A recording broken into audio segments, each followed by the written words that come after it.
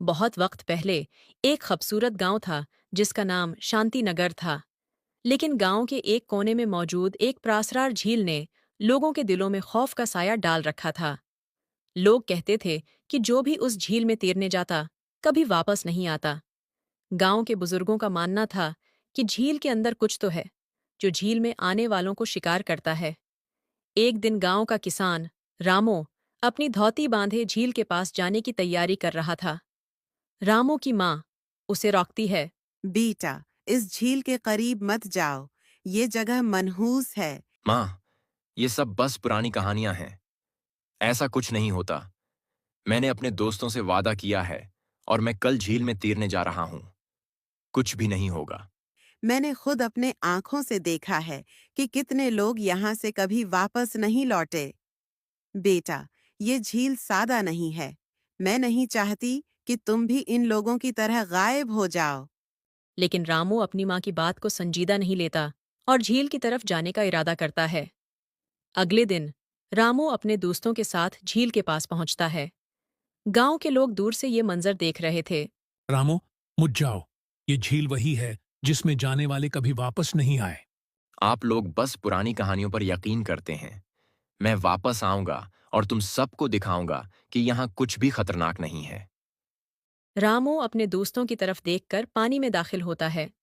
रामू झील में तैरने लगता है। अचानक झील के पानी में एक अजीब सी हलचल होती है। पानी की सतह पर एक खूबसूरत चेहरा नमूदार होता है। वो मरमड्ड थी जिसका ऊपरी हिस्सा इंसान का था और नीचे से वो मछली की मानंद थी।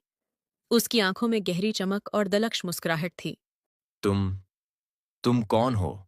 रामू, तुम मेरे जाल में आ चुके हो। क्या तुम्हें डर नहीं लगता?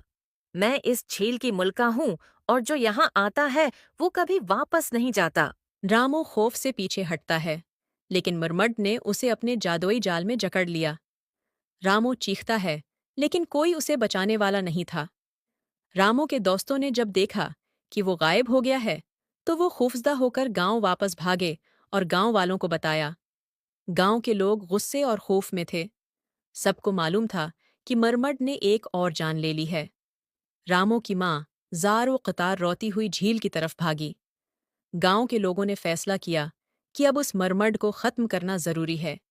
गांव के बहादुर जवान और बूढ़े सब जमा हुए और झील के पास पहुंचे।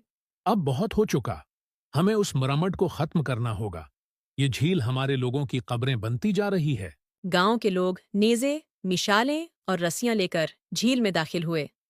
मरमड ने उन्हें रोकने की कोशिश की, लेकिन गांव के जवानों ने हिम्मत नहीं हारी। आखिरकार उन्होंने मरमड को झील के किनारे घेर लिया और उसे नेज़े से वार करके मार डाला। तुम सबने मेरे साथ क्या किया, लेकिन मेरी लांट तुम सबको हमेशा परेशान करेगी। मरमड की मौत के साथ झील का पानी एक बार फिर खामोश हो गया। मरमड की मौत के बाद झील का खौफ खत्म हो गया।